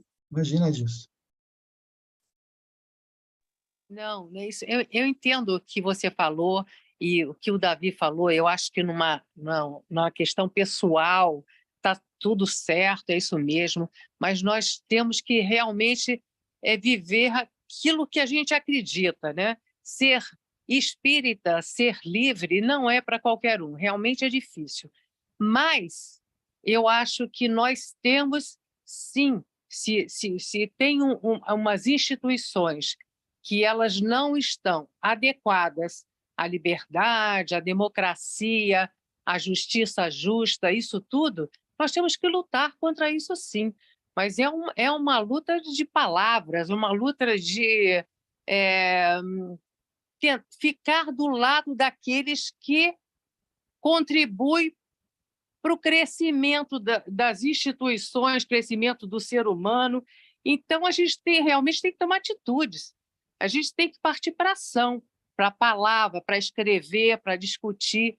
Então, tudo que você falou, Davi, eu concordo, na minha vida pessoal, as minhas ações são exatamente o que você falou, mas o que nós estamos vivendo no momento é o mundo, né? O mundo, né? O mundo realmente parece que está, como dizer, virado de cabeça para baixo, né? Porque falta ética, né? Estão preocupados com o poder, com o dinheiro. Então, a gente tem que se preocupar realmente com isso, né? E a gente tem que tomar uma atitude. Então, concordo com você, na minha vida pessoal é assim, mas no contexto do mundo a gente tem uma coisa de realmente de tentar não ficar revoltado, né? Tentar entender isso, mas a gente tem que fazer alguma coisa, né? Obrigado, eu queria colocar isso porque a gente não pode esquecer que o mundo está vivendo um momento muito difícil. Obrigada, Davi, obrigada a vocês todos. Ok. Mais alguém?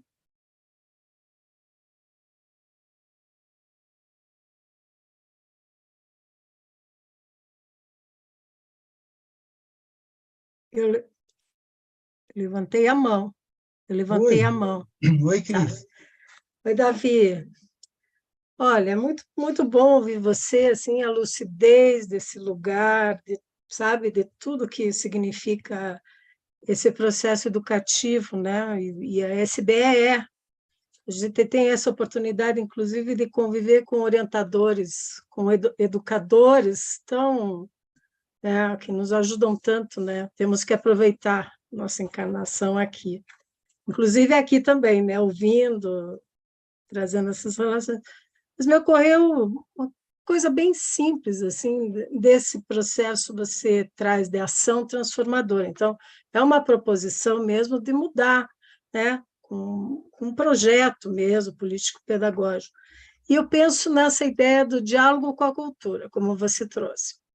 Mas nesse aprender a conviver, então, né, e nessa emergência da cultura que os irmãos trouxeram, né, e como você colocou bem, que é no exercício que você vai fazer o verdadeiro aprendizado da compreensão, né, passar por dentro de você, né, não adianta a teoria das coisas. Essa ideia de ética da caridade, fiquei pensando bastante, assim, como ela é difícil de você processar isso de forma intensa em você, sem que a cultura tenha te dado subsídios, né, proposições que facilitassem esse exercício, que isso estivesse em você naturalmente, né? Porque todos os padrões de comportamento não são isso. Então, eu pensando assim na primeira infância, também na dificuldade dos currículos tornarem isso, né? Por exemplo, as crianças na primeira infância, se elas aprenderem, né, as diferenças, se aprenderem a gentileza, se aprenderem uma convivência harmônica, isso certamente será um adulto que terá um primor assim, né, no seu comportamento. Então, essa questão toda de mudar esses padrões é um pouco complicado no tempo, mas nós somos da eternidade, como diz a professora Denise, mas a cultura tem um embate em relação a isso, né? É difícil para os próprios educadores, né? Porque eles têm que fazer muitos papéis, às vezes, e deixam de fazer o que é essencial. Uhum. Todos nós temos a capacidade de educar e todos nós temos a necessidade de sermos educados. E é na relação da convivência, somente nela, que a gente consegue. A grande dificuldade é quando você tem a diversidade, né? E a diversidade, toda ela tem, vamos pensar, a sua... a palavra me fugiu agora, mas seria assim, todos têm o seu direito de existir. nós temos algumas referências importantes para mudança na mentalidade, na macrocultura, né?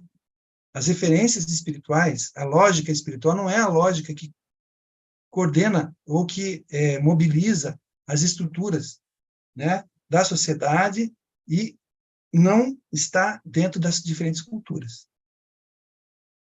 Eu fico pensando, às vezes, se Jesus, né, viesse naquela ideia de voltou Jesus reencarnado hoje aqui no mundo e viesse com o seu processo missionário, eu não sei de que forma nós iríamos fazer a mesma coisa que fizemos atrás, né? Porque a humanidade ela está aprendendo uma lição de muitos anos, que é uma lição que está à nossa disposição e que essa transformação está a um movimento nosso.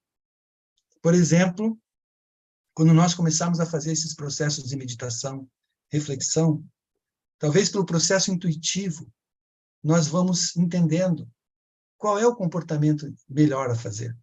Diante, então, esse mundo com tantas dificuldades, né? E aí pensando, o que nos atravessa?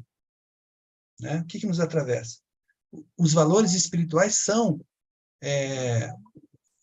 o diferencial que faria essa mudança na ação. Porque senão é o mais do mesmo, né? Eu querendo ter poder, eu querendo me impor ao outro, eu querendo me sobrepor. Então, essas ideias, né, que ainda são dominantes no planeta Terra, elas estão gerando as contradições, né? E esses pontos de vista que são contrários, eles poderiam convergir para pontos que são universais. Vamos pensar, os valores espirituais universais. Defesa da vida, né? Como e de que forma? Aí sim, no debate, na conversa, na construção. O espiritismo que a SBE trabalha traz uma perspectiva eslética que é muito interessante do ponto de vista da construção do conhecimento. Porque você não entra num processo de conflito imediato. Você fica olhando por uma direção de pensamento para as diferentes facetas da mesma realidade, buscando todo mundo orientado, né, por essas diferentes direções do pensamento a cada momento, fazer análises, diálogos, posicionamentos.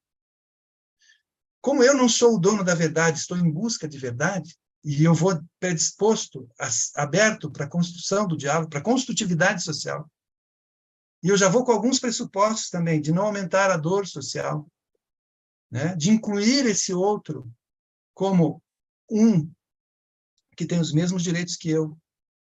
Então, esse movimento, que é um movimento de exercício nada fácil, então, estaríamos em zonas de desconforto, esse movimento e esse exercício é um movimento da aprendizagem que nós precisaríamos fazer. Então, diante do meu posicionamento hoje, eu fazer algumas indagações. Todos os meus posicionamentos, sejam em qualquer área for. Como que as pessoas podem contribuir? Aonde que existem contribuições diante desses valores que eu acredito? Que é construtividade, não aumentar a dor social, olhar para cada ser humano na sua dignidade, naquilo que é o seu valor maior, né? A humanidade criou ilusões para nós pelo processo materialista, que são desvios, distorções. A gente olhar para um outro ser humano, achar que ele é menos que eu, porque ele está em condições materiais diferentes das minhas. Então, são lições que estão há muitos anos aí, vários pontuais trouxeram. Nós temos o irmão Grimm, o irmão Leocádio, que convivem conosco.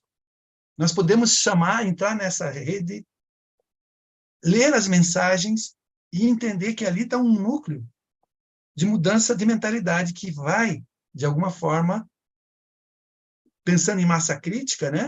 Nós temos que juntar a massa crítica nesse sentido para fazer essa transformação. Então, é trabalho, né? Dá trabalho e fica uma situação desconfortável. Mas eu tenho que estar aberto para aprender. quando estou aberto para aprender, na lógica espiritual, eu tenho uma humildade. A humildade de não saber, de estar construindo a cada passo. Posso errar, mas eu tenho, assim, a convicção de que, se isso estiver na minha consciência, eu posso voltar. Né? Eu tenho um eixo e uma direção. É importante a gente ter essa direção, esse vetor que aponta para o meu processo evolutivo. Né? Esse vetor, se é da construtividade, então, é na balança. É só colocar o Evangelho de Jesus, se a gente for pensar, do Evangelho segundo o Espiritismo, nos coloca sempre uma balança. De um lado, pesando egoísmo e orgulho. Do outro lado, a caridade. Só uma mensagem que fale sobre isso já faz a transformação, se a gente for pensar. O que é o egoísmo, o que é o orgulho e o que é a caridade. Se a gente pensar profundamente sobre isso e começar a fazer a prática disso, porque aí vem a ideia do saber fazer, nos saberes sociais, que envolve exatamente a vida prática. Isso não pode ficar no plano das ideias, né? Isso tem que reverberar de alguma forma, e eu posso fazer exercícios ali, primeiramente com aqueles que são mais próximos a mim, né? No imediato. Pegar alguém que não pense como eu um dia, vamos conversar, vamos tentar trabalhar aqui uma ideia, sem gerar nenhum tipo de sentimento que seja contrário àquela direção que a gente quer ir. Então, são pequenas, né, doses diárias. E é claro, gente, veja, toda aprendizagem, ela vai automatizando alguns hábitos, algumas formas de agir. Por isso que quando a gente não encontra os elementos necessários para uma determinada situação, a gente entra naquele desequilíbrio, que para a aprendizagem é ótimo, porque você vai equilibrar num outro patamar superior. Né? Então, é incerteza, senão a gente viveria na certeza. E a gente sabe que a vida é administrar as incertezas. Né? Nós podemos criar pequenas ilhas de certezas para esse oceano de incertezas que a gente vive. Então, as ferramentas que nós temos para administrar os conflitos, né? Que essas ferramentas, elas são os valores e as virtudes que estão nas filosofias, que estão nas religiões, que estão nas lições mais importantes da humanidade, podem trazer para nós uma determinada leveza de ser. O que é importante a gente perceber é o seguinte: nós podemos estar em paz conosco mesmo para produzir de nós, de dentro para fora, a paz que nós vamos ter fora de nós. Então, o exterior, ele pode estar turbulento, mas o nosso interior, ele está mais tranquilo, ele está mais calmo, e nós devolvemos para o mundo a nossa tranquilidade. E a mentalidade, a massa crítica de várias pessoas fazendo esse movimento de construtividade, em algum momento nós vamos dar um salto qualitativo no planeta e vamos fazer a transformação, essa transformação valorosa, né? Que até onde a gente alcança, que os espíritos nos trazem, né? É o que há de mais valoroso mesmo. Davi, excelente. Eu fiquei pensando só nas emoções, né, que são não inteligentes hoje, né? Então, o jogo de emoções não. Então, esse lugar dessa paz interior, ela não é só uma paz de serenidade, né? Assim, uma proposta. Ela é realmente uma fortaleza de convicção, né, do que você falou. Em mim, eu sei a perspectiva, eu tenho minha direção, eu sei que eu posso fazer o que eu posso fazer e eu faço também, né? Eu ajo no mundo, né? Mas com a emoção bem direcionada, né? Exatamente aí, ó. As emoções são um aparato inteligente no nosso corpo material. Mas nós temos e a mente é uma subestação do espírito. Quem coordena tudo isso, no mundo material, a existência material, ela é coordenada pelo espírito. Só que, quando nós estamos na inconsciência desse processo, e essa inconsciência é exatamente a necessidade de aprender, né? Nós vamos sofrer os impactos dessas emoções de uma forma muito mais pesada em nós. a raiva, a irritação, né? Esses elementos nós podemos começar a conhecer.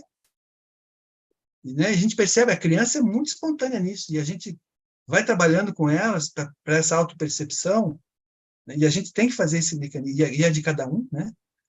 Que a inteligência e a consciência elas podem controlar, não é negar as emoções, mas perceber que elas estão ali e elas podem ser canalizadas de um jeito diferente, né?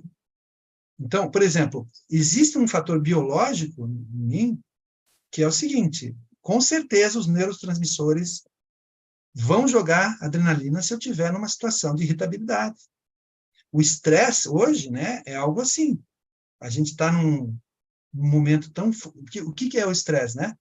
Antigamente a gente tinha ações de sobrevivência que nos colocavam ou você corre, foge, ou você enfrenta. E aí, biologicamente, é jogado no nosso organismo adrenalina. Sentimento de luta ou fuga, né? Exatamente. Agora, se eu começo a perceber esse processo que está acontecendo, e ele é muito importante para a nossa sobrevivência, eu começo, pela consciência, a saber, bom, mas peraí, até onde que está indo isso? Né? O que é concreto aqui ou uma ilusão? A gente trabalha com crianças, mas muitos adultos criam-se ilusões em relação ao que o outro pensa de mim. Pré-julgamentos em relação ao que o outro está pensando sobre tal coisa. Rótulos sobre... Então, esse tipo de comportamento vai gerando nas pessoas uma inconsciência sobre o que realmente é. É importante a gente se abrir para ouvir muito mais do que a gente falar, às vezes. Uma escuta ativa em relação ao outro. E a escuta, muitas vezes, é não só escutar com os ouvidos, mas escutar integralmente. Como é que a pessoa está... se ela está um pouco mais nervosa. Então, acho que aí entra aquele aspecto intuitivo, né, que foi falado anteriormente, que envolve vários elementos, mas eu vejo que é isso, é um processo que cada um se coloca como um propósito, né? Então, eu tenho um propósito. Quando você coloca o propósito, isso vem à consciência. Porque enquanto não é um propósito, né, um objetivo, uma meta, e aí eu posso colocar metas alcançáveis, como a gente comentou lá, né, para eu perceber que é possível fazer, né? Porque senão é aquele desespero. Né? Desespero, poxa, não tem mais nenhuma esperança em nada. A esperança é ativa. A esperança não é passiva. A esperança é uma construção, né? De algo que, num momento presente, você materializa como algo desejado, né? E aí, claro, pautada nos valores. Então, eu vejo que é algo, realmente, as emoções, elas são sinalizadoras para nós de como que nós estamos no caminho, ou fora do caminho. Então, vamos pensar. Jesus falava, metaforicamente, num reino de Deus que está dentro de mim.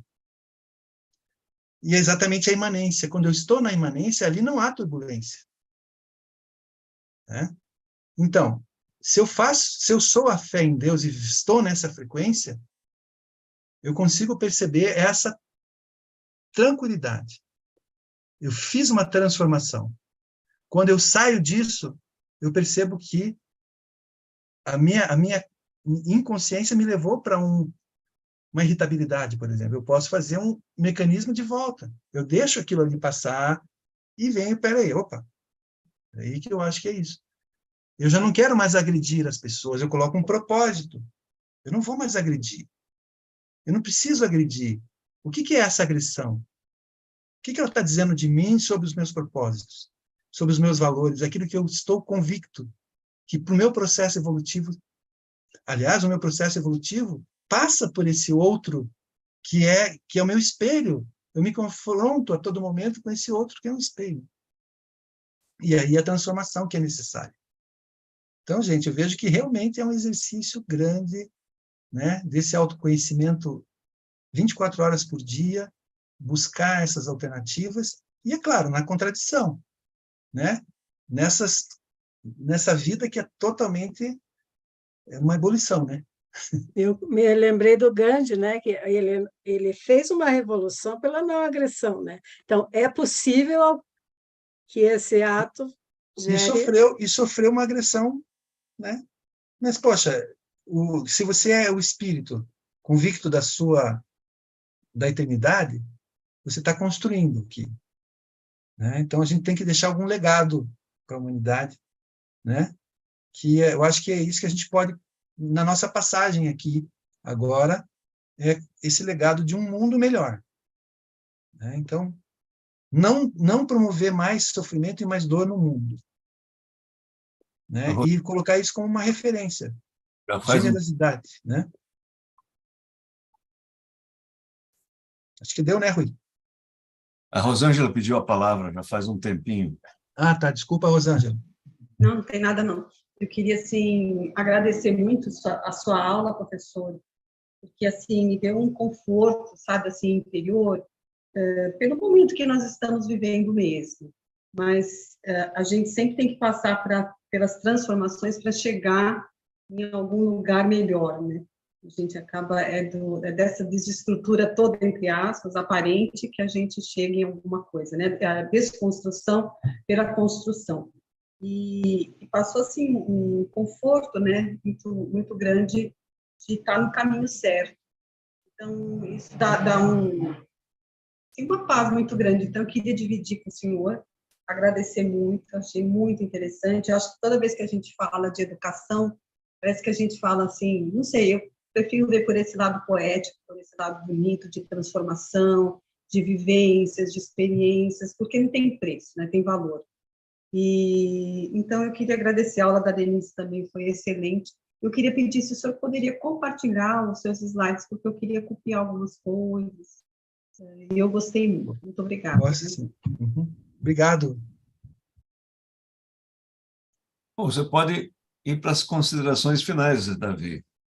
Olha, Rui, eu acho que pelo avançado, assim, da hora, eu só agradeço muito a oportunidade, gente, da gente poder fazer esse processo, então, em que vocês, me ouvindo, me ajudam também a aprender mais.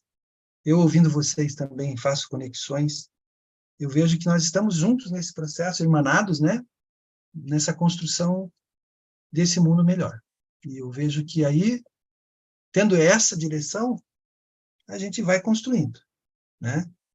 Vamos elaborando e vamos buscando forças nessa rede, né, para poder fazer valer, né, esse nosso homo volens, aquele que sabe, aquele que escolhe, aquele que tem uma referência maior para sua conduta, para sua forma de comportar-se e agir no mundo, né? Então, diante de tudo isso, a gente sabe que quem não age não é. Então, não adianta eu ter toda a convicção, todo o aparato conceitual, né? Porque é uma só das dimensões.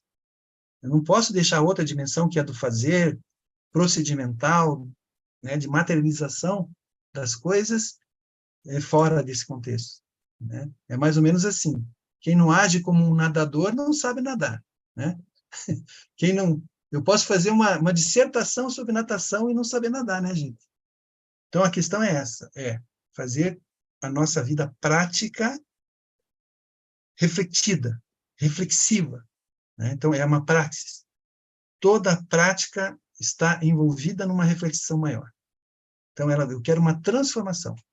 Então, se eu estou aberto à transformação, eu estou investindo em conhecimento, em aprendizagem, estou aberto o tempo todo, e é um processo de dentro para fora, né? Eu vou mobilizando meu interior, me conectando com as forças, com a fonte maior de toda a inteligência do universo, e poder ser um instrumento para a transformação desse mundo, né? O agente mediúnico.